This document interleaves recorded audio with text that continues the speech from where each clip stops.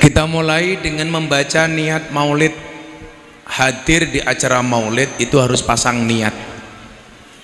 Imam Abi Dawud menyebutkan bahwa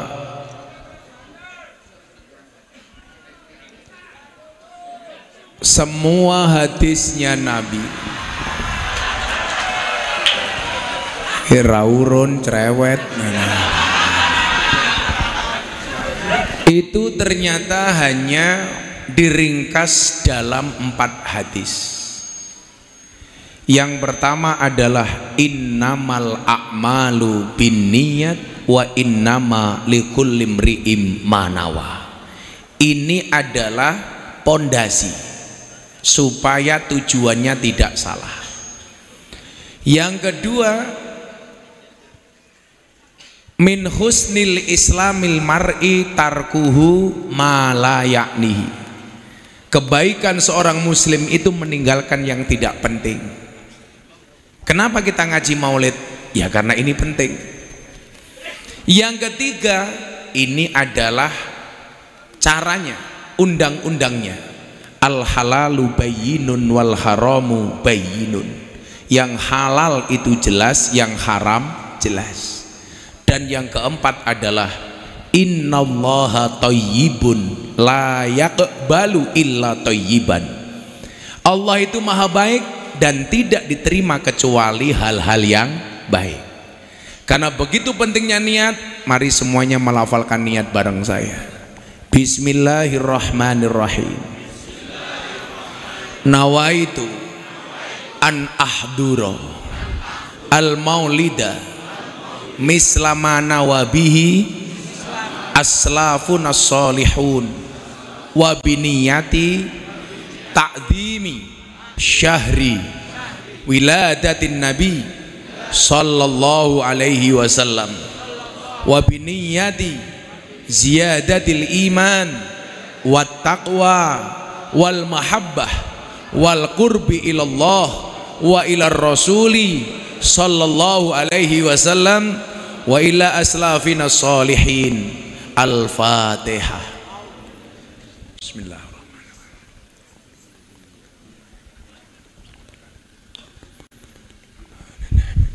Ini niat saya dapat ijazah dari guru saya.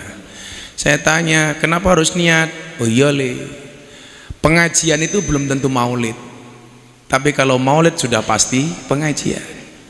Sama halnya orang sholat itu pasti membaca sholawat, tapi kalau sholawat belum tentu sholat. Orang wudhu itu mesti raup, tapi raup urung mesti wudhu. Orang haji itu mesti umroh, tapi umroh belum tentu haji. Nikah itu pasti kawin.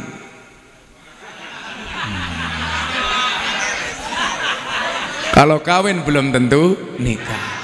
Banyak terjadi di pantai-pantai Bali.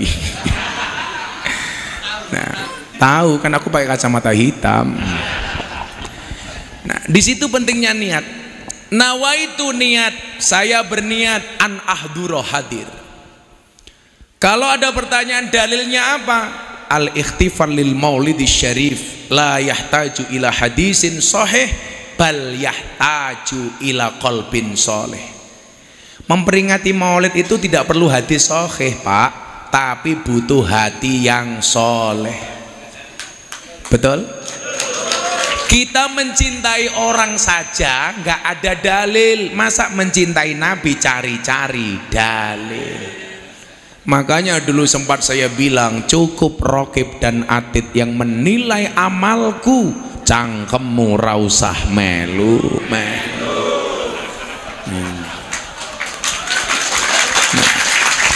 Nah pertanyaannya, kenapa kita maulid? An ahdura al maulida.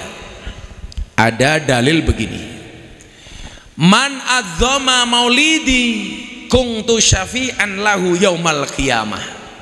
Barang siapa melaksanakan takdim terhadap hari kelahiranku, maka aku akan memberikan syafaat di hari kiamat. Kalau anda bertanya dalil apa yang paling sahih untuk melaksanakan maulid, justru dalilnya adalah Abu Lahab. Kenapa kok Abu Lahab? Ketika Nabi lahir, Abu Lahab bertanya kepada pembantunya namanya Suwaibah.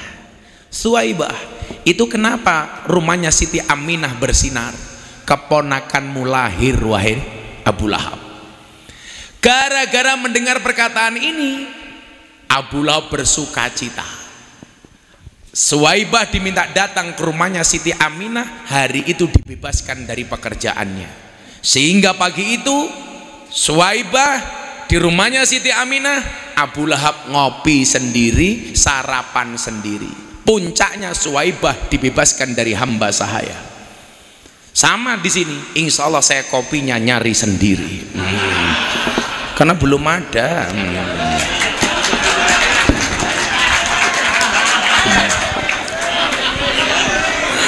Saya tidak minta, hanya bilang sabar, saya itu tengeng beli ini nggak enak banget. Saya itu udah 10 hari ini, udah seminggu nggak pulang, kayak ngopo meneh to cangkeme kae. Jadi tadi pagi saya baru nyampe Buleleng. Tadi malam saya kidung budaya bersama pendeta dan para mangku di Puri Buleleng. Saya nyampe Denpak Legian tadi subuh, saya sahur karena saya hari ini puasa Dawud, bangun tidur tahu-tahu sakit. Saya tanya sama dokter, Gus, dokter kenapa kok saya sering tengeng? Ya Gus Miftah kurang kelon.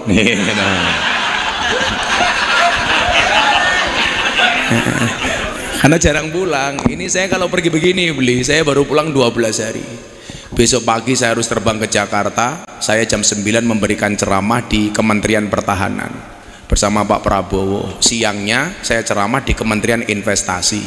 Sorenya saya terbang ke Semarang. Malamnya saya ke Brebes. Dua pagi saya mewakili sambutan Kanjus Sholawat Maulid Akbar di dalamnya Habib Lutfi tanggal 22.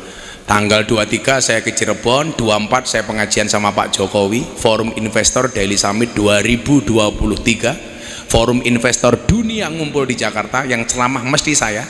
Dan kalau di sana berbedanya dengan Joglo Khalifah, kalau di sana bayarnya jelas, kalau di sini akadnya satu, padamu negeri kami berbakti.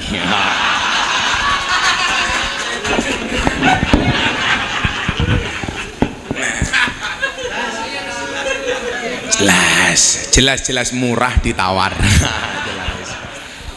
Nah ini hari itu Abu Lahab minum kopi sarapan sendiri, Pak. Anda tahu gara-gara Abu Lahab itu senang dengan hari lahirnya Nabi, diriwayatkan setiap hari Senin siksa kubur Abu Lahab dikurangi oleh Allah. Hanya sekali tok seneng, Pak. Coba Anda bayangkan, sekali tok. Ini jeleknya Abu Lahab itu nas Al-Quran, Pak. Tabat syada Abi Lahabi watab. Sekali dia senang, azabnya dikurangi oleh Allah. Maka bapak ibu-ibu di belakang sana yang mungkin jelekmu hanya dirasani sama tetanggamu, kamu biasa-biasa saja. Ini kalau yang ngenas Al-Quran, Pak. Tabat syada. Sing ngenas awakmu lak mengcangkeme tanggamu. Nah, makanya kalau ada orang ngiri gampang. Kalau ada orang ngiri, kamu nganan. Karena kalau sama-sama ngiri nanti tabrakan. Kalau orang ngiri ya kita nganan, repot amat. Ya namanya orang hidup, sing ngelakoni adem ayem, sing nyawang kakean cang. Itu orang Jogja sih. Kalau orang Bali insya Allah lebih parah. Makanya kita ikut Al-Maulid. Bagaimana kemudian dengan kepanitiaan orang yang melaksanakan maulid? Ini kabar baik untuk para panitia. Nih, ketua panitia. Nah, kita doakan masuk surga pertama kali. Amin. Berangkat setelah ngaji. Amin.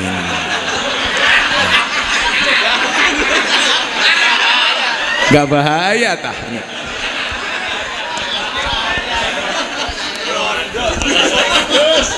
Oh, bojomu rondo. Ya, anak-anak hadroh kalau menikah pilihlah janda le. Janda itu minimal jujur.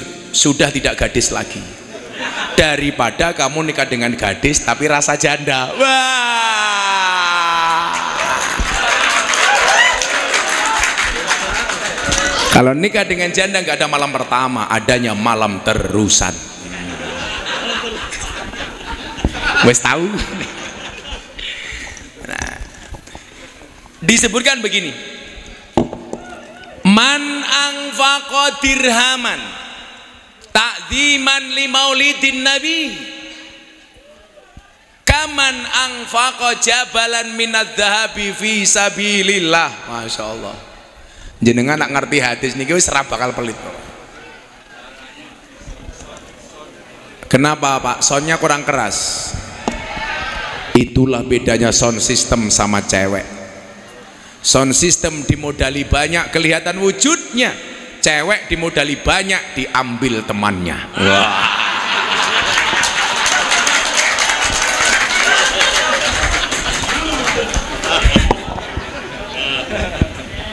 Sangel, angel. Pengalaman matamu.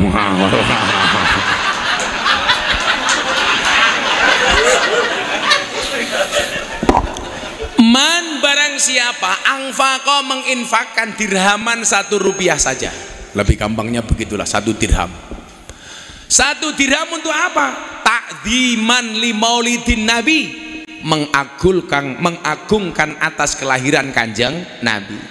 Itu sama halnya kaman angfaqo, sebagaimana seseorang yang berinfak jabalan, gunung minadabi, dari emas, fi sabilillah, yang digunakan untuk perang fi sabilillah. Makanya kalau ada maulid Pak, Anda jangan pelit. Di Pasuruan itu ada kiai namanya Mas Subadar, punya ibu.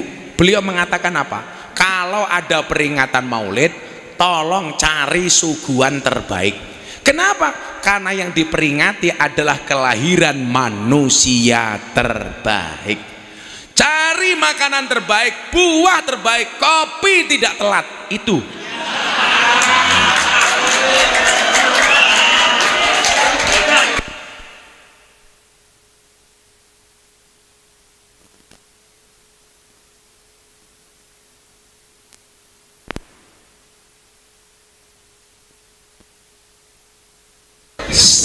Kompornya rusak.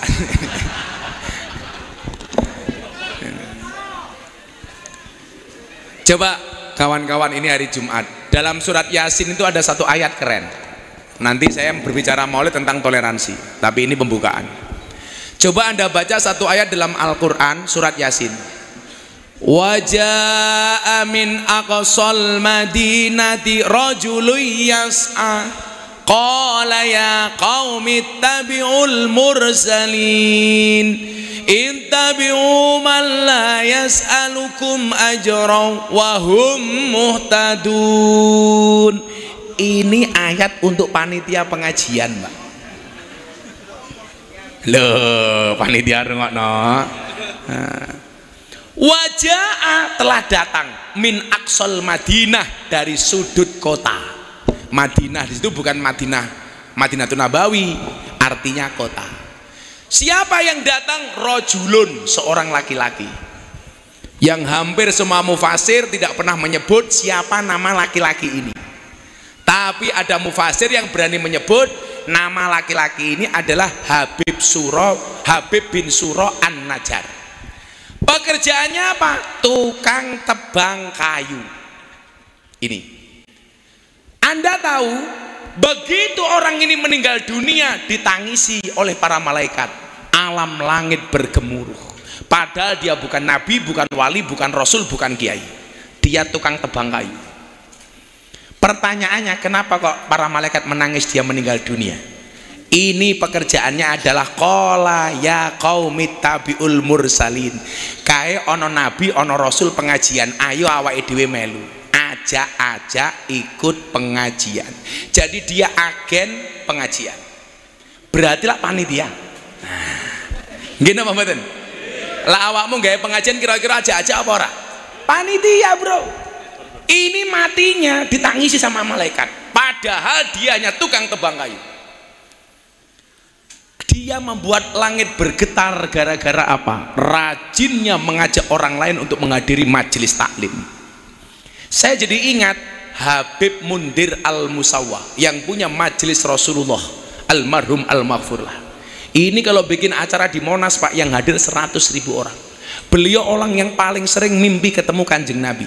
Wallah, kalau Anda mimpi ketemu Nabi, itu adalah Nabi. Tapi kalau Anda mimpi ketemu ketua panitia, bisa jadi itu Lea.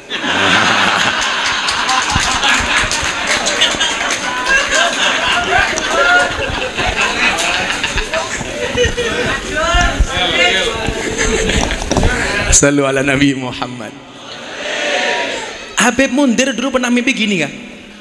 Ketemu Nabi, Nabi, saya rindu dengan engkau wahai Nabi.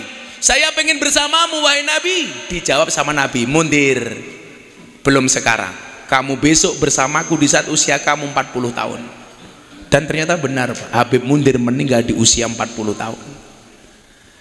Satu ketika sebelum beliau meninggal, membuat majelis Rasulullah yang hadir 100.000 orang. Beliau sangat senang Pak. Malam itu beliau sangat bersuka cita dengan berpikir, ini pasti Rasulullah bangga dengan acara hari ini. Akhirnya ternyata malam itu kembali Habib Mundir mimpi ketemu Rasulullah. Rasulullah kelihatan wajahnya berseri-seri, beliau berbahagia dan bersuka cita. Habib Mundir bertanya, wahai Nabi, kenapa engkau bersuka cita? Aku senang dengan acara maulidmu wahai Mundir. Habib Mundir kemudian bertanya, dari semua hal yang Anda lihat wahai Nabi, siapakah yang paling membanggakan kamu wahai Nabi? Habib Mundir mikir, wah ini ketuanya aku, mesti aku ini. Ternyata Nabi mengatakan apa? Sampaikan salamku kepada mereka yang pasang umbul-umbul. Sampaikan salamku kepada mereka yang pasang karpet, yang membantu terlaksananya maulid itu. Begitu bangun Pak, Habib Mundir langsung mikir, ngerti begitu aku sendiri yang pasang umbul-umbul. Jadi mohon maaf kalau saya datang itu kan enak, semuanya sudah tertata rapi, kecuali kopi. Kecuali kopi.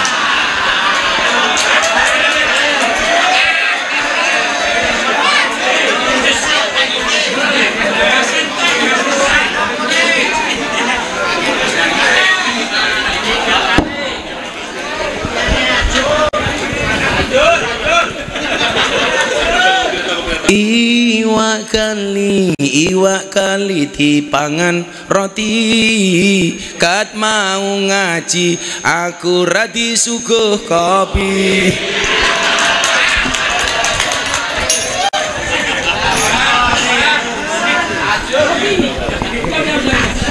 Iwak kali ono iwak pe rano kopi, mergo panitiane kere.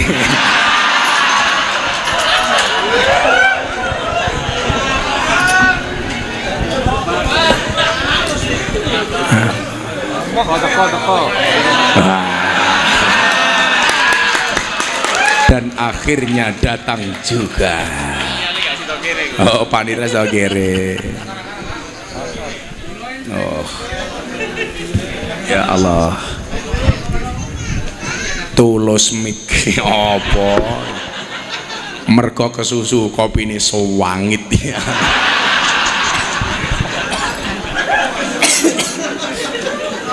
Kalau saya ada kopi manis langsung saya minum beli. Saya punya prinsip, jangan pernah kamu sesali kopimu dingin. Kenapa? Karena ketika hangat tidak pernah kau hargai. Iya. Dan kalau ada kopi, ada gulanya, jangan diaduk supaya manisnya di akhir. Kenapa? Karena kalau manisnya di awal sudah biasa kayak cangkemnya caleg. Ya.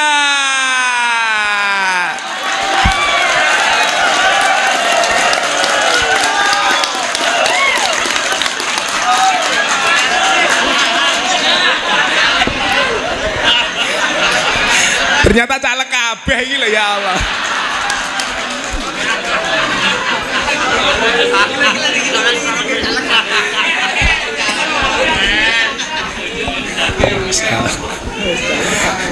Ternyata caleg kabeh. Hati-hati kalau orang sukanya merengut kok tahu-tahu murah senyum. Saya curiga jangan-jangan caleg.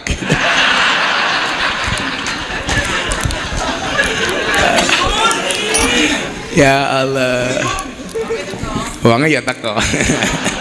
Ya melu guyu.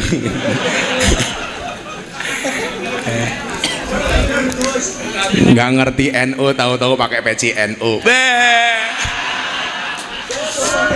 Yang pecinya NU saya doakan masuk surga. Pecinya.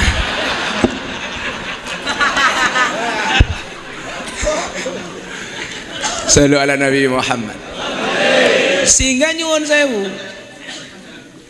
ini menunjukkan bahwa maulid ini diridhoi oleh Allah. Sekarang begini Bapak Ibu, ana basarum mislukum itu jangan pernah Anda artikan aku manusia seperti kalian. Itu tawaduknya Kanjeng Nabi, bahasa rendah hatinya Nabi. Makanya disebutkan apa? Muhammadun basyarun lakal basyar. Nabi Muhammad itu manusia tapi tidak seperti manusia. Yang perlu Anda tahu, Nabi Muhammad itu terhormat bukan karena besarnya mukjizat, tapi karena bagusnya akhlak. Karena kalau mukjizat itu nggak bisa dicontoh, kalau akhlak bisa dicontoh.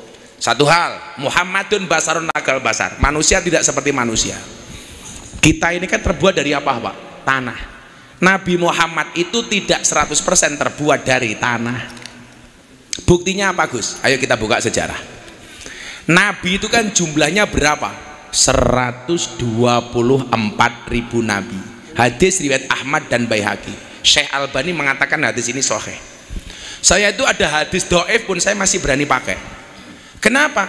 Dhaif itu kan bukan matannya tapi rawinya. Sak dhaif hadis itu isinya mesti bagus Pak. Karena yang dipermasalahkan itu bukan isinya tetapi rawinya. Jadi kalau orang bilang wah itu cuma dhaif, nanti dulu. Apalagi kalau sahih. 124.000 nabi, yang menjadi rasul berapa? 3.000. Yang wajib diketahui 25. Yang mendapatkan ulul azmi 5. Musa, Ibrahim, Nuh, Isa, Muhammad. Dari semua nabi ini yang pernah omong-omongan langsung dengan Allah ketika menjadi nabi itu cuma 2. Satu Musa, wa kallamallahu Musa taklima. Yang kedua Nabi Muhammad. Perbedaan antara Musa dengan Muhammad, dengan Nabi Muhammad. Nabi Musa ketemu Allah itu yang mengajukan permintaan Musa. Sholat berdoa sampai 40 tahun minta ketemu dengan Allah. Tapi ingat anak-anak Bali, secinta-cintanya kamu dengan Allah, please jangan berinisiatif untuk menemuinya. Bablas modar malane. Kayak serajin-rajinnya kamu jadi umat Islam, haram hukumnya Jumatan di hari Sabtu.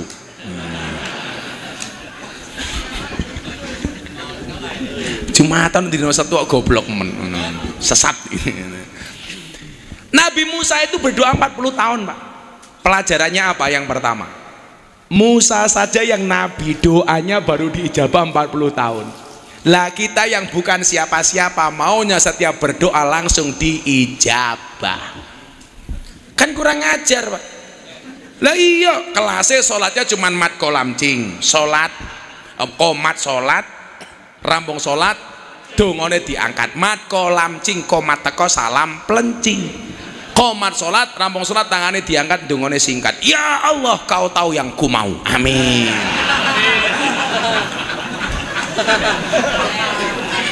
Doa itu bukan untuk ngatur Allah, tapi mengingatkan bahwa diri kita itu lemah. Orang ngatur Allah. Nabi Musa 40 tahun Pak baru ketemu.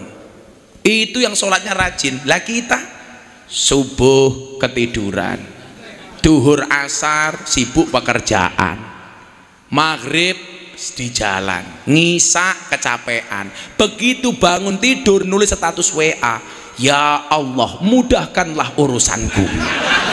Cangkemmu itu. Paling malaikatnya bengok cangkemmu cocok. Nah, nggak bisa. Siti Hawa Nabi Adam berdoa berapa tahun Pak dikabulkan? 300 tahun. Bainal masyriq wal maghrib, antara ujung barat dan ujung timur. Nabi Adam di barat, Siti Hawa di timur. Mereka saling mencari. Nabi Adam jalan ke timur, memanggil Siti Hawa, nyanyi lagu nemen Pak, ngomong jalukmu piye.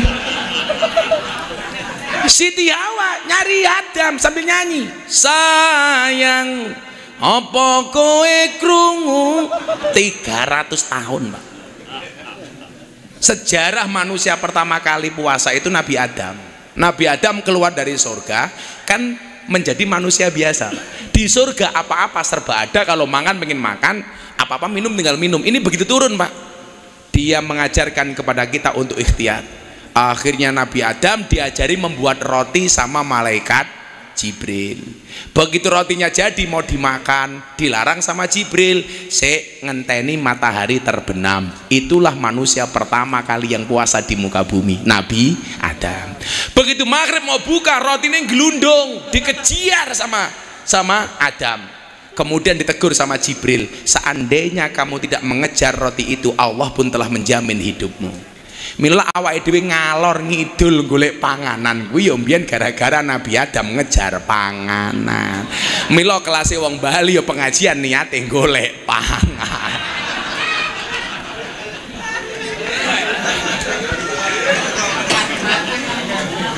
Akhirnya rotinya dapat, dimakan separuh Pak sama Adam. Begitu makan kenyang, sisanya disimpan oleh Adam untuk dimakan keesokan harinya. Maka dicontoh oleh umat sekarang, gaweane kelompok-kelompok panganan. Gara-gara roti yang separuh itu disimpan sama Adam. Begitu makan, perutnya mules. Di surga itu kan nggak ada orang BAB Pak. Di surga itu kan nggak ada orang baik menstruasi maupun mensret, nggak ada. Begitu dia keluar dari surga Pak, bahkan roti perutnya mules, maka kemudian sambat kepada Jibril, bagian tubuh belakang Adam dibelah. Itulah pertama kali manusia mengeluarkan kotoran di muka bumi, namanya Adam.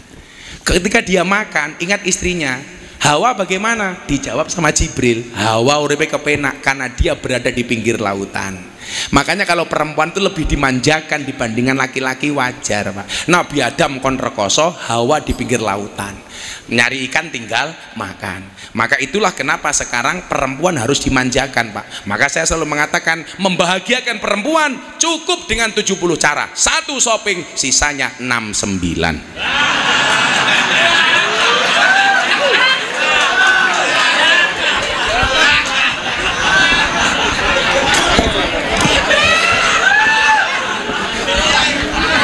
Kok pas ya?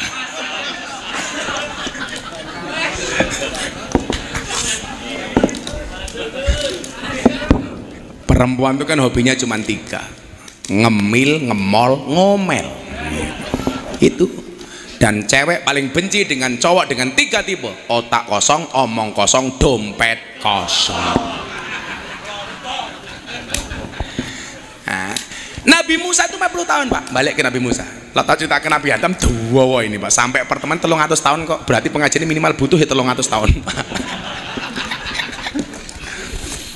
Salah satu yang diireni sama Adam itu kan satu Pak, sama umatnya Nabi Muhammad. Nabi Adam itu doanya, tobatnya diterima oleh Allah harus di Mekah. Makanya doanya Nabi Adam itu kan dikabulkan ketika di Mekah. Bermaksiatnya di surga, taubatnya diterima di Makkah. Sementara umatnya Nabi Muhammad berdosa dimanapun bisa bertaubat dimanapun. Itu Nabi Adam iri Pak. Nah, Nabi Musa setelah 40 tahun minta sama Allah.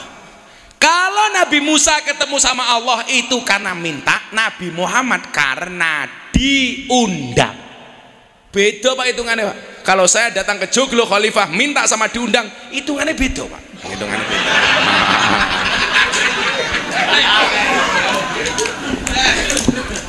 Nabi Musa minta, Nabi Muhammad diundang. Ini panitia minta, Gus Miftah diundang. Ya, jadi perlakuannya ya beda. Ya telat-telat dikit kopinya nggak apa-apa lah, itulah. Nabi Musa di DM sama Allah. Di DM, Musa kalau kamu pengen ketemu saya, naiklah ke bukit Tursina. Perbedaan kedua, Nabi Musa minta, Nabi Muhammad diundang. Perbedaan kedua, Nabi Musa ketemu di Bukit Tursina, Nabi Muhammad di Sidratul Muntaha. Begitu naik, Nabi Musa menggunakan sandal. Allah perintahkan kepada Musa, copot sandalmu, biarkan kakimu menginjak Bukit Tursina. Tempat pertemuanku dengan pertemuanmu akan menjadi tempat yang suci. Dicopot Pak sandalnya. Bedanya apa dengan Nabi Muhammad? Melihat ceritanya Musa ketika sowan Allah, Nabi nyopot sandal. Allah katakan kepada Muhammad, Muhammad jangan kamu copot sandalmu, karena langit pengen diinjak-injak oleh sandalmu. Sandalnya Kanjeng Nabi ya terhormat nih, ya Allah, pengen nangis gue. Sandalnya Kanjeng Nabi saja terhormat. Allah perintahkan kepada Muhammad, jangan kamu copot sandalmu, langit pengen kamu injak-injak wahai Muhammad. Masya Allah, Nabi Musa disuruh nyopot Pak. Perbedaan berikutnya, Allah mempunyai 70.000 hijab. Ketika ketemu dengan Musa hanya dibuka satu hijab saja. Begitu hijabnya dibuka, sinarnya Allah muncul, Nabi Musa terlempar Pak puluhan kilo, sampai Nabi Musa pingsan bertahun-tahun. Di jidatnya Nabi Musa tersisa sedikit nurnya Allah. Dilihat oleh umatnya Nabi Musa, umatnya langsung buta Pak, saking kuatnya cahaya Allah. Apa bedanya dengan Nabi yang terakhir ini? Nabi Muhammad bertanya kepada Jibril, Jibril, engkau saja yang terbuat dari cahaya tidak mampu ketemu dengan Allah, bagaimana dengan aku wahai Jibril? Apa jawaban Jibril? Muhammad kekasihku, bedanya di mana? Aku memang terbuat dari cahaya, tapi cahayaku bukan cahayanya Allah. Sementara engkau Muhammad terbuat dari setengah cahayanya Allah. Itulah yang disebut dengan Nur Muhammad. Jadi kalau Anda mengatakan Nabi kayak kita, dia nggak pernah baca riwayat ini. Nabi Muhammad terbuat dari separuh cahayanya Allah. Itulah alasan kenapa Nabi Muhammad mampu menatap Allah. Dan dalam sejarah Allah memanggil nama Muhammad langsung dengan kalimat Muhammad itu hanya sekali Pak, di pertemuan itu. Selebihnya Allah nggak pernah jangkar dengan Nabi. Maka disebutkan la taj'alu du'a ar-rasuli bainakum kadu'a ibadikum ba'do. Kenapa hasanah ahlu sunnah Allahumma sholli ala sayyidina? Nggak boleh kita jangkar. Allah cuma sekali. Selebihnya Allah memanggil dengan kalimat ya Rasulullah, ya Nabi Allah, ya Muzammil, ya Mudassir, Yasin, Toha, dan lain-lain. Kita manggil kawan kita aja beli, Gus, Kiai, bahkan kadang-kadang berlebih-lebihan, Sohibul Fadilah wal Karamah. Saya paling nggak setuju. Yang boleh dinisbatkan menjadi Sohibul Fadilah itu hanya Kanjeng Nabi. Kiai jangan Pak, apalagi orang kayak saya. Kalau pengajiannya ya simpel saja, acara selanjutnya ceramah agama oleh Cok Miftah, selesai. Santai aja bro, langsung aku nyekel mic, oke Cok, rampung. Gak usah berlebih-lebihan Pak, bodoh-bodoh kan. Kadang-kadang kita tuh berlebih-lebihan kayak MC pengajian, malah kayak MC dangdut barang. Sohibul Fadilah wal Karomah itu hanya untuk Kanjeng Nabi, wallah, bukan untuk Kiai. Satu. Yang kedua apa? Jangan pernah menggunakan bahasa tausiah, tapi mauidhah hasanah. Tausiah itu dari bahasa Arab wasoyuwasi tausiatan, artinya memberikan wasiat. Kalau MC pengajian minta saya tausiah, berarti minta saya memberikan wasiat, berarti ndongake aku cepet mati. Lah MC ini lanang, aku curiga jangan-jangan seneng karo bojoku. Jangan. Tausiah itu bahasa yang dipopulerkan sama PKS. Iya, lo bener, PKS. NO itu menggunakan bahasa mauidhah, beneran. Yang pertama kali menggunakan bahasa tausiah itu PKS. Ya kan ya nggak apa-apa. Bahkan mungkin beliau nggak tahu sejarahnya. Yang menggunakan pertama kali itu PKS. Sama halnya begini, fastabiqul khairat kuili, berlomba-lomba dalam kebaikan. Kalau PKS pakai tausiah, NU tetap hasanahnya dulu muhafadzah alal qadimi soleh. Orang NU pakai apa bahasanya? Mauidhah hasanah.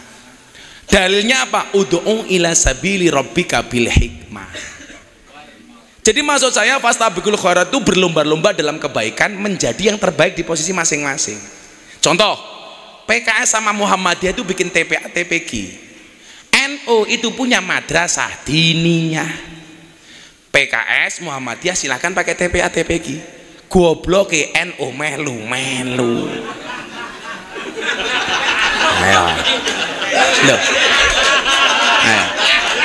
Ngaku nih NU kok pakai TPA, kue berarti melu PKS.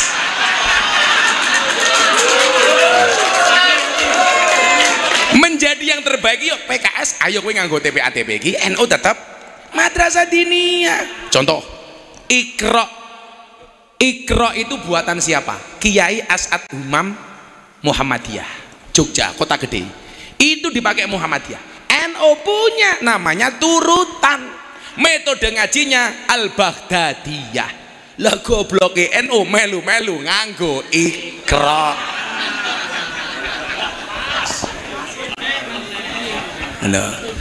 Fastabiqul khairat itu Pak, jangan Anda menganggap satu tempat diperebutkan banyak orang, tetapi menjadi yang terbaik di posisi masing-masing. Ngakune NU, ziarah kubur diganti wisata religi. Ya Allah, sok-sokan gitu.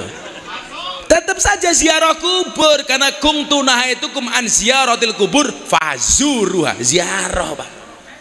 Betul? Ngakune NU, tahlilan diganti kalimat thayyibah. Goblok, goblok. Tetap tahlilan. Tahlilan itu mesti kalimat thayyibah urung mesti tahlilan. Acara selanjutnya pembacaan kalimat thayyibah oleh Gus Miftah. Saya akan teriak Pancasila. Karena Pancasila itu juga kalimat thayyibah Pak. Dalam konteks bernegara, ketuhanan yang Maha Esa, kemanusiaan, itu kan kalimat thayyibah. Jadi kita punya karakter masing-masing. Itu baru fastabiqul khairat. Ngono bro. Sowan yang wali pitu kok wisata religi. Begitu pulang sama suaminya, assalamualaikum papa. Iya mama. Mama dari mana? Pulang wisata religi papa. Papa lah baru apa? Papa nimpal teletong mama. Mama kok tungkae meletek-meletek.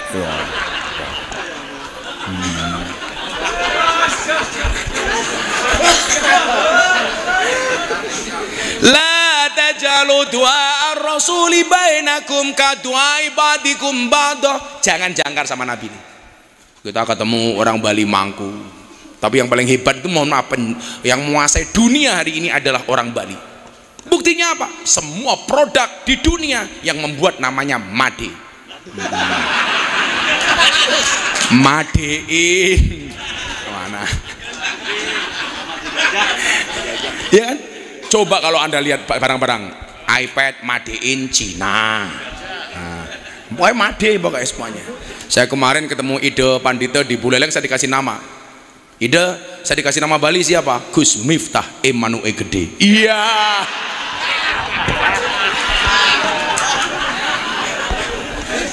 Insyaallah. Ya, selawatan dulu yuk, selawatan dulu yuk. Ya, sebelum tak lanjut ya. Oh ada serupan keliling, ayo serupannya tak oke. Caleg-caleg nyumbang. Ayo nyumbang-nyumbang. Pokoknya ini caleg oke. Siji, pesan saya tetap rukun. Beda pilihan nggak masalah. Aku tuh malah mendorong ya, tokoh-tokoh agama, para Pak Mangku, Kiai, itu justru nemenin teman-teman politikus supaya bisa mengarahkan. Kenapa politik itu akhirnya kesannya jelek Pak? Karena orang baik nggak ngerti politik. Anda orang baik Kiai, ayo capres-capres dikawal supaya jadi capres yang baik. Kampanye itu jangan menjelekkan orang, betul? Kampanye itu mempromosikan prestasi yang kita calonkan, bukan menjelekkan calon lain. Lah kiai mendampingi capres-capres caleg untuk apa? Bagaimana mengedukasi kampanye yang ramah, tetap menjaga kerukunan. Gitu Pak. Makanya saya posting Pak Prabowo datang ke pondok saya ulang tahun pondok. Gus Miftah kok melu Prabowo? Justru aku ngandani Pak Prabowo supaya tidak disentuh oleh orang-orang keras seperti itu kan. Orang 212 ono kae. Ada sampean datang. Kok wajahnya beda? Iya. Kalau di sana beriman kok sini bermesuman gini ya. Sampean sing seneng Mas Ganjar, ayo dikawal Mas Ganjar supaya lurus. Seneng Mas Anies dikawal. Itu baru fastabikul khairat. Enggak usah menjelek-jelekkan jangan milih Pak Prabowo kakinya pincang. Pincang, mereka berjuang untuk negara. Lah sikil mutuh lagi pacaran toh. Begitu. Jadi polanya seperti itu, kiai-kiai pemangku dampingi para calon-calon supaya menjadi baik. Palah jangan saling menjelekkan. Saya nggak setuju. Makanya Pak Prabowo benar, semua calon baik. Semuanya calon baik, dijaga kerukunan. Ayo selawatan yo. Ayo calon nyumbang. Aku yo nyumbang. Ayo nanti duitku hilang. Nyumbang sugih kiai ini Prabowo.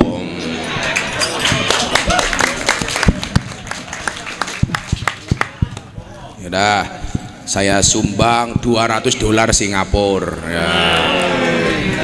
2.400.000 caleg kalah ke izin gue ya Allah ya. Bismillah, sallu ala Nabi Muhammad. Iwak bandeng misalnya, iwak bandeng, iwa bandeng ngono iwa sepat, raimu ganteng tapi ruh gose jajal cok.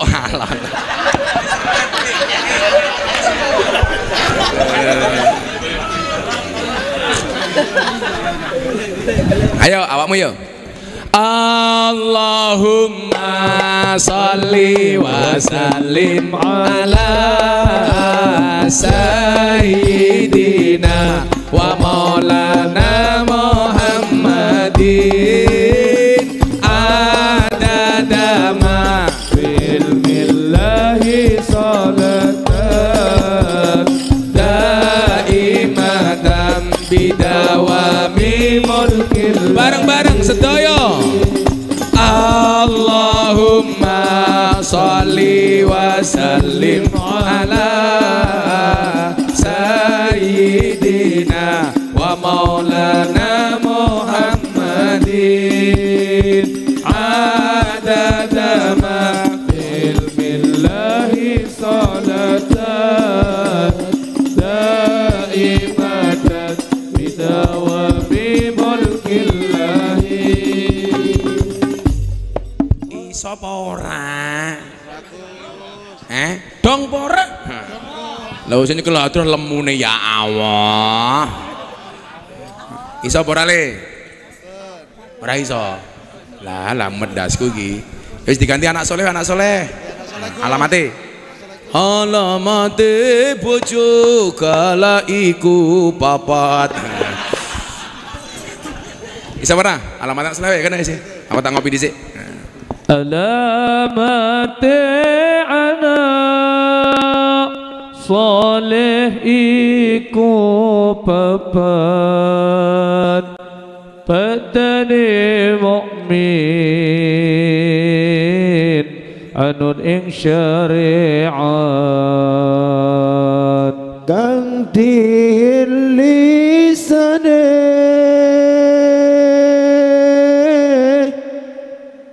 alus ngendikane kapindo mulya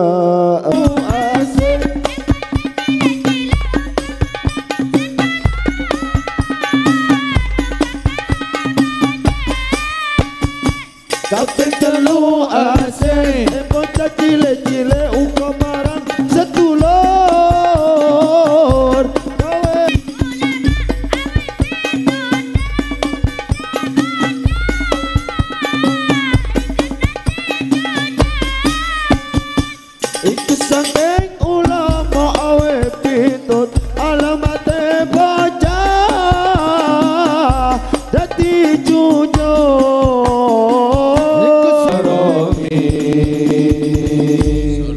Nabi Muhammad. Sallallahu alaihi. Lanjut. Setengah loro.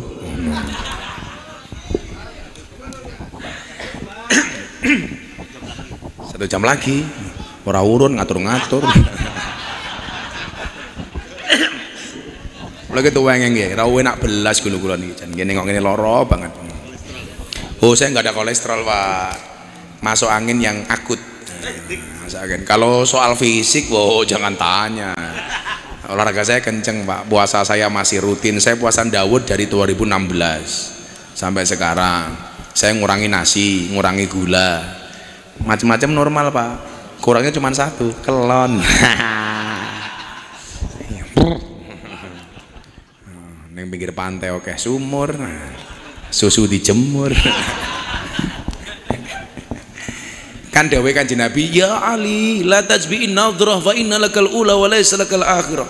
Wahai Ali, jangan ikuti pandangan pertamamu dengan pandangan keduamu. Yang pertama milikmu, yang kedua bukan milikmu. Jadi kalau lihat yang seksi itu boleh, tapi cukup sekali, set dilempar. Lah aku ingin yang pantai, Pak, ngene apik, set luwe HP. Wah.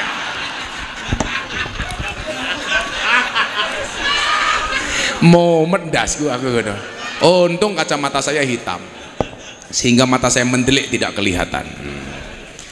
Saya akan berbicara konsep toleransi ala agama Islam niki mangrungokke tenan supaya nggak ada kemudian kita itu salah sangka dengan orang yang berbeda agama dengan kita. Nabi Musa, tak ceritake Nabi Musa. Nabi Musa itu hidup di zaman Fir'aun. Undang-undang zaman Fir'aun satu, Pak. Bayi lahir laki-laki harus dibunuh atas bisikan dari dukunnya Fir'aun.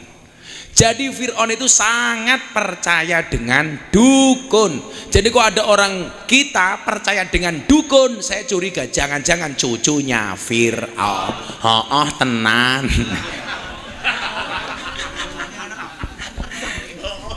Tenan. Hari gini percaya dengan dukun. Saya dilaporkan kan ke Polres Jakarta Selatan gara-gara saya bikin podcast sama Atta Halilintar. Saya ditanya, Gus, kenapa yang datang ke dukun itu dianggap, kenapa dukun itu dipanggil paranormal? Lihat saya jawab, kenapa dukun dipanggil paranormal? Karena yang datang orang abnormal. Kenapa dukun dipanggil orang pinter? Karena yang datang orang goblok.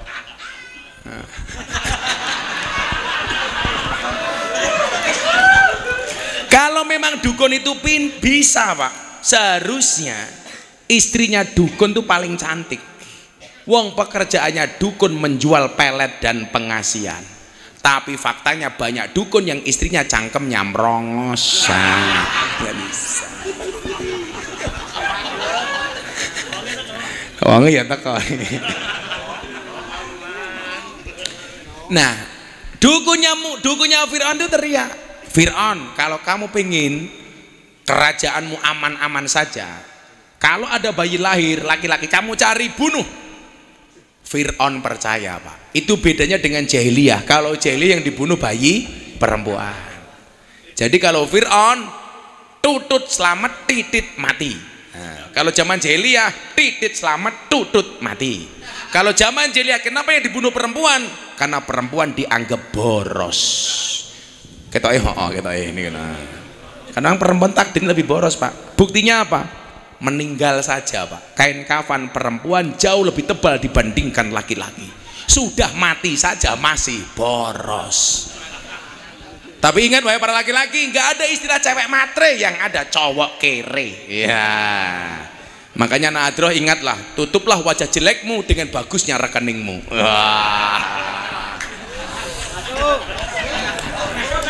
Masya. Good looking kalah sama good rekening. Cinta itu memang buta, tapi cinta bisa membedakan mana motor mana Fortuner. Wah. Kandani wong wedok dilawan. Perempuan sekarang sudah pinter mencari uang. Jadi dimanapun suaminya menyembunyikan pasti ketahuan.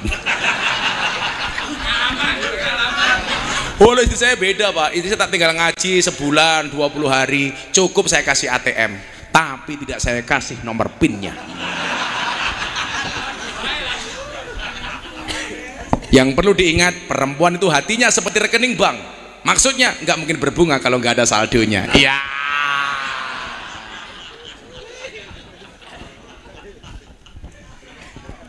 Singkat cerita, ketika peraturan ini dilaksanakan, ibunya Musa melahirkan. Begitu terkejutnya, ternyata bayinya adalah laki-laki.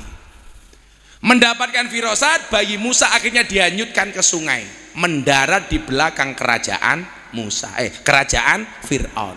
Yang menemukan siapa Pak? Yang menemukan istrinya Fir'aun, namanya Siti Asiyah, bukan Aisyah, Asiyah. Siti Asiyah ini wali Pak. Jadi selama menikah dengan Fir'aun, dia tidak pernah dikeloni sama Fir'aun. Yang dikeloni siapa? Setan yang diwujudkan seperti Siti Asiyah. Karena nggak mungkin walinya Allah kok dikeloni sama Fir'aun. Setan yang diwujudkan seperti Siti Asiyah. Dibawa pulang bayinya. Ketemulah Fir'aun di dalam kerajaan. Siti Asiyah ditanya, itu siapa? Bayi. Dari mana? Sungai. Laki-laki apa perempuan? Laki-laki. Fir'aun langsung teriak, bunuh. Asiyah ngeyel, Mas, yang kamu bunuh itu bayi yang kamu cari. Ini bayinya datang sendiri, jangan dibunuh. Fir'aun manut. Maka sejarah mencatat sejak saat itulah laki-laki kalah sama istri. Lah, itu sejarahnya Pak. Bajingan no Fir'aun ini. Gara-gara Fir'aun Pak kita terjajah sama perempuan Pak.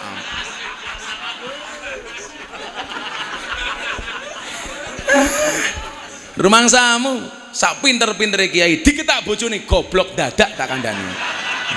Apa meneh caleg.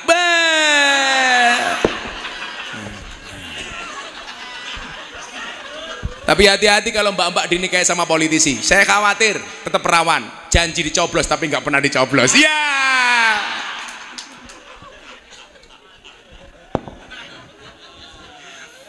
Ini manut Pak Fir'aun, luar biasa, gara-gara Siti Asiyah. Nah, Nabi Musa tumbuh berkembang di kerajaan siapa Pak? Di kerajaan orang kafir namanya Fir'aun. Itu artinya apa? Tumbuh berkembangnya darah dan dagingnya Musa itu dari nafkah Fir'aun. Jadi kalau hari ini mohon maaf kita masih ribut soal toleransi, belajar sama Fir'aun. Fir'aun saya ngopeni wong kafir Pak. Ini menunjukkan apa? Toleransi, bahwa orang Islam itu boleh menerima dari orang non-Islam, begitu juga sebaliknya. Lagi contoh yang paling konkret, Nabi Muhammad itu kan dimusuhi sama Abu Lahab ketika apa? Ketika sudah menjadi Nabi. Sebelumnya nggak dimusuhi Pak, karena bagaimanapun Nabi Muhammad itu keponakannya Abu Lahab. Lah mosok toh paman nggak pernah nukokke permen sekalipun kepada ponakannya, nggak mungkin. Ini berarti apa? Nabi Muhammad juga pernah mendapatkan nafkah sekecil apapun dari Abu Lahab. Jadi kalau hari ini orang masih mempertanyakan boleh nggak orang Islam bekerja kepada orang non-Islam, kuwi sak goblok-goblok ke uwo. Boleh Pak. Ketiga, saya punya cerita banyak soal toleransi, karena saya punya gerakan namanya Gerakan Moderasi Berbangsa dan Bernegara yang Happy dan Menyenangkan. Nabi Ibrahim sama Nabi Muhammad itu sama-sama kekasihnya Allah. Dan Anda tahu kenapa Nabi Ibrahim diangkat jadi kekasihnya Allah? Karena suka traktir orang. Sama dengan jenengan, suka ditraktir. Nabi Muhammad traktir, kita ditraktir. Ibu, nyumbang sama disumbang bagus mana Bu? Nyumbang. Tapi ibu-ibu lebih milih disumbang. Tangan di atas sama tangan di bawah bagus mana Bu? Di atas. Ibu-ibu milih di atas apa di bawah? Loh. Malah bawah atas. Nabi Ibrahim itu suka traktir Pak. Itu kelebihan Nabi Ibrahim. Satu ketika Nabi Ibrahim masak buahnya Pak. Setelah masak hidangan tersedia, dia bikin pengumuman, semua silahkan datang ke sini makan. Tapi Nabi Ibrahim pernah membuat salah satu. Ketika ada orang datang ditanya sesembahannya sama apa enggak, Kamu pengen makan? Iya Ibrahim. Kamu nyembah siapa? Sesembahan kita sama Ibrahim. Kamu nyembah dia, aku juga nyembah dia. Udah sini makan. Ada lagi orang datang, kamu nyembah siapa? Sama Ibrahim, ayo makan. Sampai Nabi Ibrahim menemukan satu orang. Kamu nyembah siapa? Sorry Ibrahim, sesembahan kita beda. Kamu nyembah dia, saya nyembah yang lainnya. Nabi Ibrahim bilang, kamu gak usah ikut makan. Langsung Pak ditegur sama Allah. Orang ini pergi menangis, Nabi Ibrahim ditangis sama Allah. Ibrahim, kenapa dia tidak kamu ajak makan? Sesembahannya beda Tuhan, saya nyembah engkau sementara dia menyembah yang lain. Apa jawaban Allah? Ibrahim, orang yang menyembah aku itu hambaku, yang tidak menyembah aku juga hambaku. Yang berbuat baik itu hambaku, yang tidak baik juga hambaku. Yang menyembah tak kasih rezeki, yang tidak menyembah juga tak kasih rezeki. Kamu ngasih makan sekali kok kebanyakan syarat tohim him.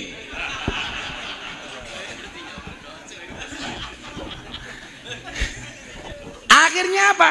Nabi Ibrahim langsung memanggil orang tersebut untuk diajak makan. Artinya apa? Ini bentuk toleransi yang diajarkan oleh para nabi-nabi terdahulu, Pak. Makanya ketika kita di Bali ketemu dengan kawan-kawan kita Bali, kawan-kawan kita Hindu, terutama orang-orang Ahlussunnah wal Jamaah kayak kita itu nggak kaget, Pak. Karena memang pola beragama orang Ahlussunnah itu adalah wasatiyah. Wa kadzalika ja'alnakum ummatan wasaton. Kita itu umat yang tengah-tengah. Surat itu, ayat itu terdapat dalam surat Al-Baqarah ayat 143. Al-Baqarah itu 286. Ayat itu tepat di tengah-tengah surat Al-Baqarah. Wasatiyah itu di tengah seperti ini, Pak. Kalau terlalu kanan, terlalu kiri itu namanya bukan wasatiyah, tapi wasat-wasatan. Lah pola beragama kita itu apa? Happy. Karena di tengah-tengah, nggak terlalu keras. Makanya tadi saya sampaikan di pembukaan wa kadzalika wa ma nursilul mursalina illa mubasyir. Nabi itu pertama mubasyir, digawe nyenengke. Makanya tadi saya di lapangan mana tadi? Kapten Japa saya bilang ada sahabat Nabi yang masuk surga hanya karena membuat seneng Nabi. Namanya siapa? Nuaiman. Ini tukang mabuk, Pak. Nuaiman tuh sampai akhir hayatnya masih minum. Tapi dia mau minum kalau di hadapan Nabi supaya langsung dihukum sama Nabi. Ini sahabat yang lain melaknat Nuaiman. Nabi membela Nuaiman, Pak. La tal'anuhu fa innahu yuhibbullah wa rasulah.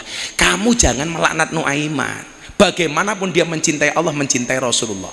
Ini sahabat Nabi yang paling lucu. Sampai mati saja masih membuat Nabi tertawa. Nuaiman tuh kurang ajar, Pak. Ono uang ning masjid buta, pengen ke hamam toilet, cari ke sana kemari karena dia gak bisa melihat, gak ngerti toilet di mana. Ketemu sama Nuaiman, ditanya kamu mau kemana? Hamam. Dituntun ke mimbar Masjid Nabawi. Akhirnya si buta ini kencing, Pak, di mimbar Masjid Nabawi. Ditegur sama sahabat, kamu kok kencing di sini? Lah katanya WC, Cuk. Oh gitu loh. Kurang ajar. Siapa tadi yang nuntun saya di sini? Oh, kelakuannya Nuaiman.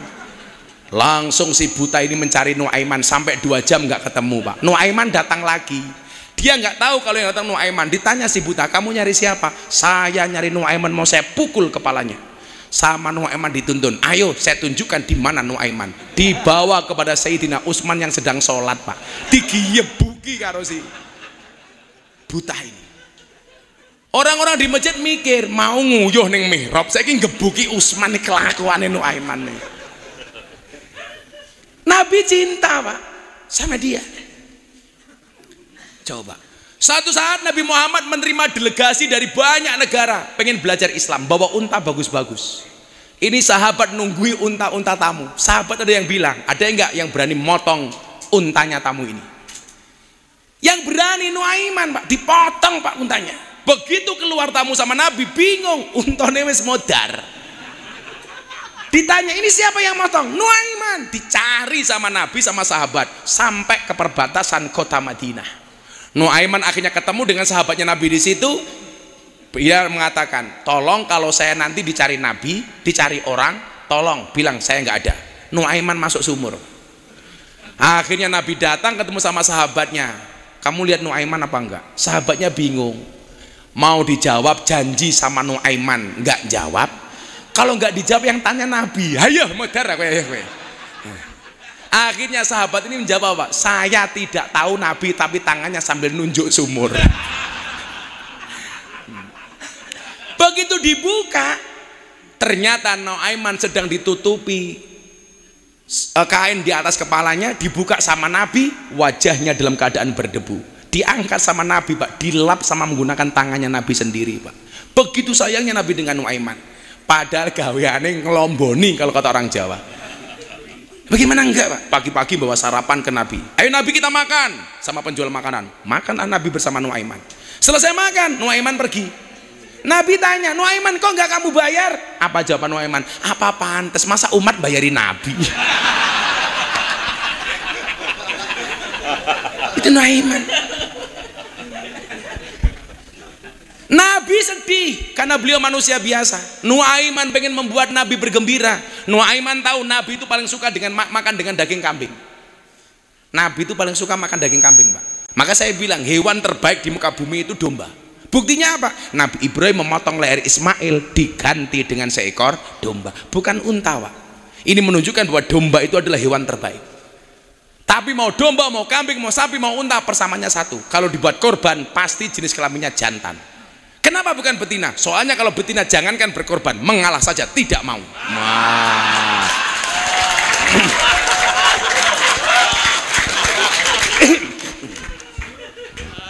Karena perempuan itu karakternya satu, kalau disakiti nggak pernah lupa, kalau menyakiti nggak pernah ingat. Biasanya jilbabnya hitam.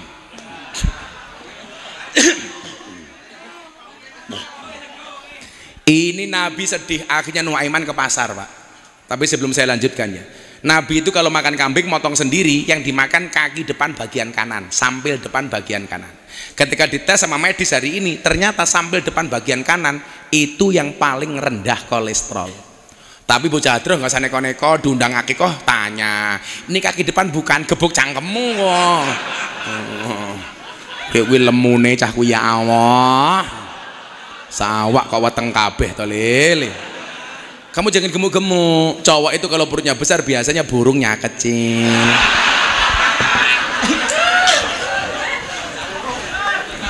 Sepil lah ya, sepil. Akhirnya Nuaiman ke pasar ketemu bakul kambing, Pak. Belilah Nuaiman 2 kambing. Tolong kamu antar ke Nabi. Uangnya mana? Nanti yang bayari Nabi. Sampai rumah Nabi, diketok pintunya sama penjual, sama pedagang kambing. Assalamualaikum ya Rasulullah. Assalamualaikum ya Rasulullah. 2 kali Nabi Muhammad keluar. Kamu dari mana? Saya dari pasar, membawa oleh-oleh 2 kambing dari Nuaiman. Kanjeng Nabi langsung tersenyum. Kambing diterima, bakulnya nggak minggat-minggat. Ditanya sama Nabi, kok kamu nggak pergi-pergi? Kan belum dibayar. Nabi lho Pak dingonake kepiye? Tapi Nabi sayang. Bentuk sayangnya apa kalau Anda tahu? Ketika Nuaiman mati, Nabi bersedih. Nabi yang berkenan memandikan, mengkafankan, mensolatkan, bahkan sampai mengkuburkan. Jasad yang tersentuh dengan kulitnya Nabi, Pak, nggak mungkin tersentuh api neraka. Insya Allah. Begitu Nuaiman dikubur, para sahabat diminta pulang sama Nabi. Kalian semuanya pulang. Kenapa Nabi? Saya ingin memastikan Nuaiman bisa menjawab pertanyaan munkar nakir. Mukjizatnya Nabi, Pak, itu bisa mendengar percakapan kubur. Makanya dari riwayat ada orang diseksa, Kanjeng Nabi dengar, kemudian dikasih pelepah kurma. Nabi tahu. Begitu Nuaiman dalam kubur, munkar nakir datang. Munkar nakir itu wajahnya sangat menakutkan, lebih menakutkan daripada wajahmu.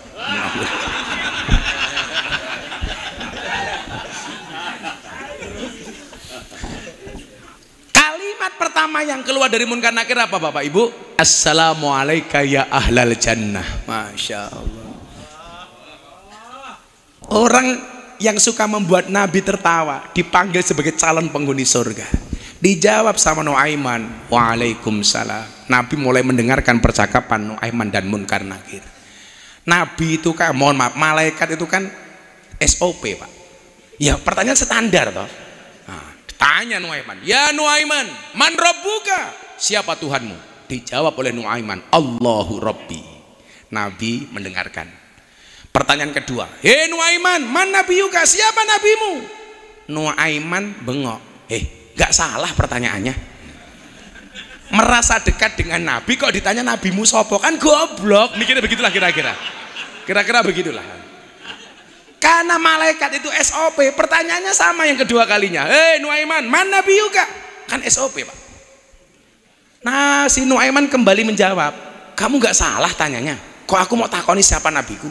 Akhirnya Munkar Nakir bertanya ketiga kalinya dengan suara yang lebih tinggi.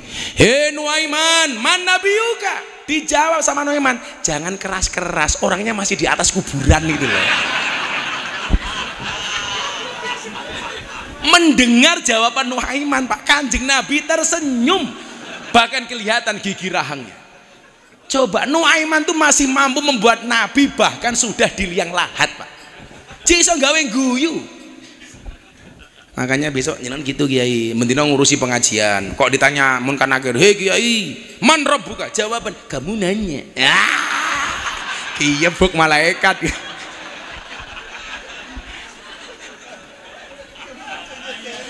Kamu bertanya-tanya ini. Langsung malaikatnya bengok, kiu-kiu empuk cerut. Saya gebuk tenan ya, Rano Aiman kok macam-macam itu. Nah maka inilah Islam itu harus mubasyir. Maka saya bilang apa? Bahkan Nabi pun bisa diajak bercanda. Bahkan Allah sekalipun juga bisa diajak bercanda. Karena agama itu hadir sebagai solusi, Pak. Nabi Musa ketika umatnya dilanda kemarau panjang, itu kan ngajak umatnya untuk istisqa, sholat minta hujan.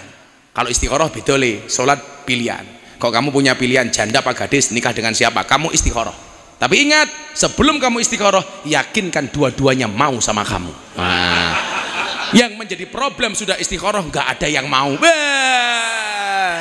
Merongos gue le. Akhirnya malah nangis, kupinang engkau dengan bismika Allahumma ahya wa bismika amut. Kenapa? Karena aku sadar diri memilikimu hanyalah sebuah mimpi. Iya. Loro hatiku. Santai le. Jika surat Yusufku tidak mampu meluluhkan hatimu, izinkan kulantunkan surat Yasin sebagai penutup kisah hidupmu. Wah, nah, modarah. Gue malah bingung. Cinta ditolak, Samsudin bertindak.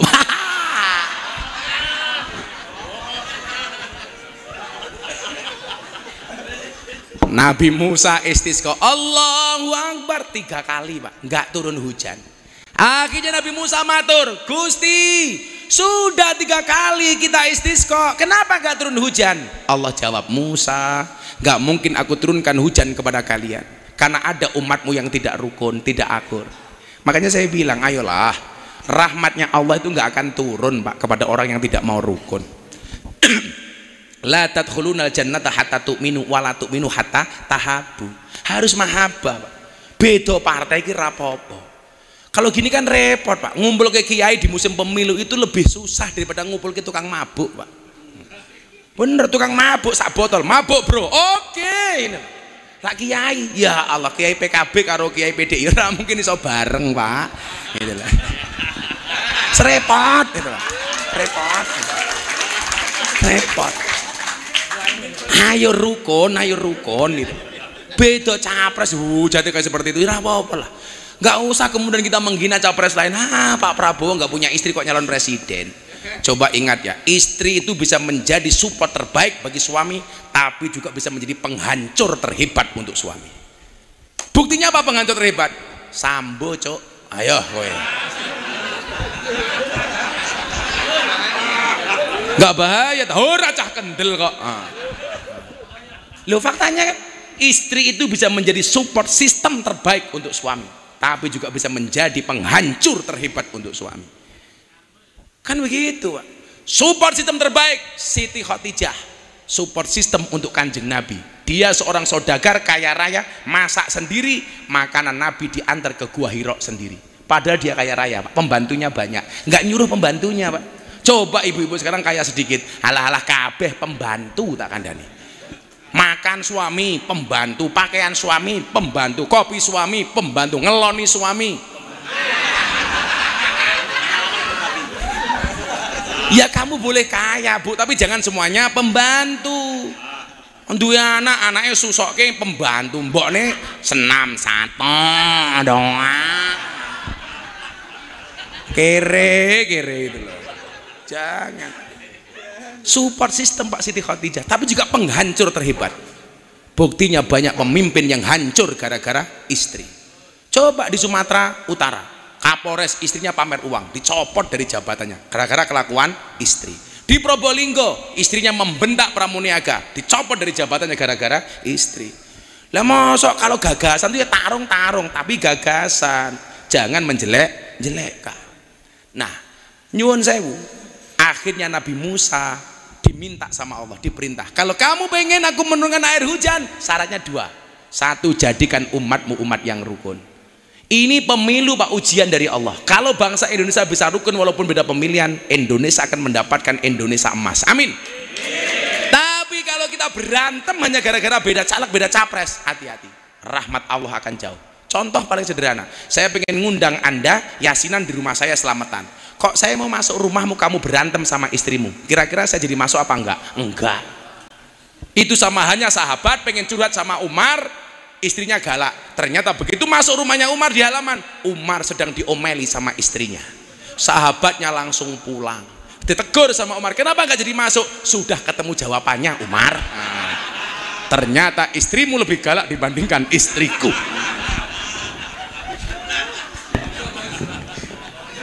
Maka kalau suami punya istri galak, Umar itu jadi wali gara-gara istrinya galak. Kalau istrimu galak, dua kemungkinan. Kemungkinan pertama, Anda akan diangkat jadi walinya Allah. Atau kemungkinan kedua, min alamatil satruk.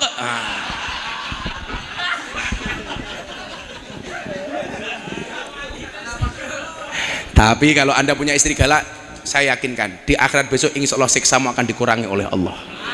Kenapa? Karena selama di dunia sudah sangat tersiksa.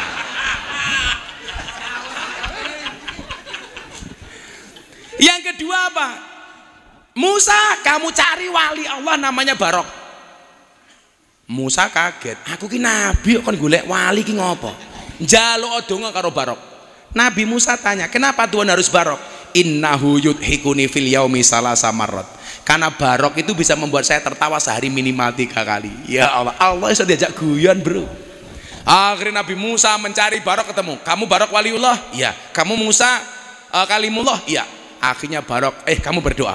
Anda tahu doanya Barok apa? Ya Allah, apakah air hujan itu sudah tidak manut dengan engkau sehingga tidak mau turun ke umatnya Nabi Musa? Mendengar doanya Barok, Allah tersenyum Pak, langsung udan der.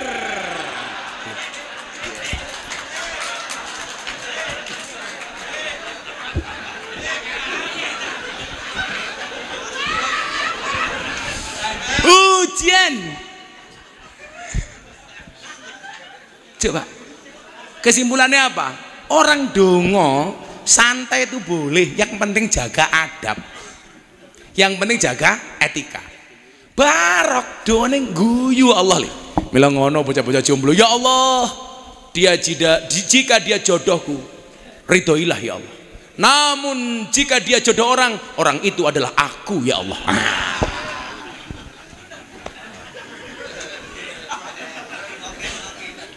Dongo kok terlalu serius. Yang penting jaga etika. Saya itu sering Pak kalau doa itu kadang-kadang guyon malah mandi. Ya Allah, uang itu memang tidak dibawa mati ya Allah. Tapi kalau nggak ada uang, serasa mau mati ya Allah. Slow saja gitu. Ya Allah, uang itu memang tidak menjamin bahagia ya Allah. Tapi kalau banyak mungkin bisa ya Allah. Amin. Slow saja. Yang penting ada etika. Kalau kamu punya ibu janda, ada anaknya, ya Allah, jika anaknya jodohku jadikan dia istriku ya Allah. Tapi kalau anaknya nggak mau, ibunya juga nggak apa-apa ya Allah. Tidak ada rotan akar pun jadi. Ya Allah. Yuk kita selawat dulu yuk bareng-bareng yuk. Lagu kue ora tenanan. Diterok sing banter. Dijawab, ya Rasulullah,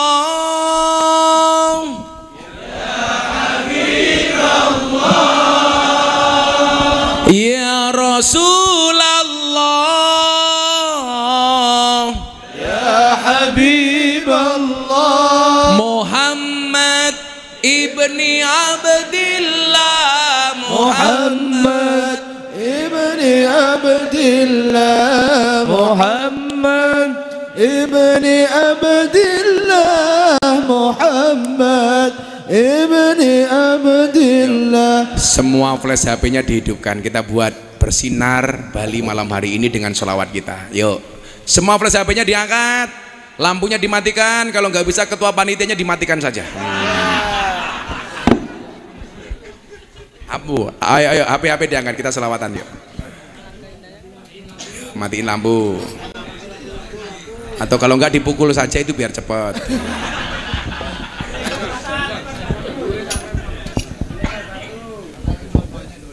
Ayo semuanya diangkat, yang bawah, yang belakang. Sana arah mana mas? Sana mas. Nanti semuanya digerakkan ke ngalor dulu. Semuanya diangkat yang tinggi. Shallu ala Nabi Muhammad. Sallu alaihi. Ya Rasulullah, Ya Habiballah, Ya Rasulullah, Ya Habiballah, Muhammad ibni Abdillah, Muhammad ibni Abdillah, Muhammad ibni Abdillah, Muhammad ibni Abdillah. yen wis mati jam 1 pas nggih. Aku sumpah kalau saya nggak sakit tak lanjut deh, boyokku luwara gini. Ya umum aku ngaji Israel teko kan keren. Diumumkan yang Denpasar, inna lillahi wa inna ilaihi rajiun, telah meninggal dunia dengan tenang ketua panitia.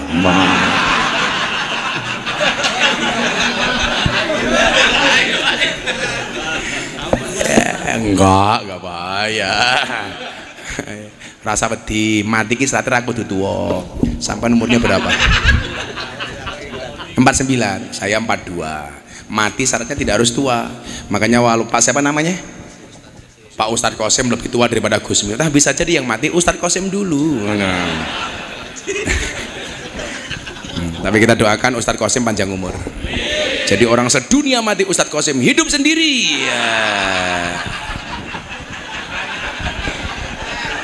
Ya, sebelum berdoa, Hasbi Rabbi Jalallah ma fi qalbi ghairullah Nur Muhammad Sallallahu la ilaha illallah. Hasbi Rabbi Jalallah ma fi qalbi ghairullah Nur Muhammad Sallallahu la ilaha illallah. Sekali lagi, Hasbi Rabbi Jalallah ma fi qalbi ghairullah Nur Muhammad Sallallahu la ilaha illallah. Salli ala Sayyidina Muhammad wa ala ali Sayyidina Muhammad walhamdulillahi rabbil alamin. Allahumma ja'alna min khiyari ummatihi wa min afdhala syafa'atihi. Allahumma ja'alna min khiyari ummatihi wa min afdhala syafa'atihi. Allahumma ja'alna min khiyari ummatihi wa min afdhala syafaatih. Allahumma rzuqna istiqamah, Allahumma rzuqna bi ziyadatil ilmi war rizqi wal ibadah, Allahumma rzuqna ziyaratal makkah wal madinah, Allahumma rzuqna dzurriyyatan thayyibah, Allahumma rzuqna ahlan sakinatan mawaddatan wa rahmah, Allahumma rzuqna bi alfi quwwah, Allahumma rzuqna bi alfi barakah, Allahumma rzuqna bi alfi karamah, Allahumma rzuqna min ahli sunnah wal jamaah, Allahumma rzuqna bi husnil khatimah wa na'udzubika min su'il khatimah wa adkhilnal jannata mal abrar ya azizu ya ghaffar ya rabbal alamin walhamdulillahi rabbil alamin. Assalamualaikum warahmatullahi wabarakatuh.